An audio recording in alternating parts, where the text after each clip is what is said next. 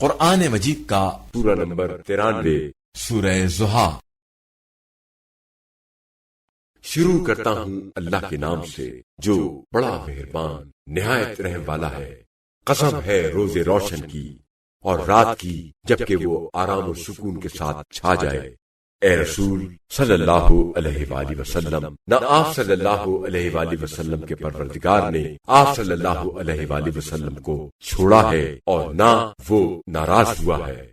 یقیناً آپ صلی اللہ علیہ وآلہ وسلم کے لیے انجام اور بعد کا دور آغاز پہلے دور سے بہتر ہے، اور عنقریب آپ صلی اللہ علیہ وآلہ وسلم کا پروردگار آپ صلی اللہ علیہ وآلہ وسلم کو اتنا عطا کرے گا کہ آپ صلی اللہ علیہ وآلہ وسلم خوش ہو جائیں گے۔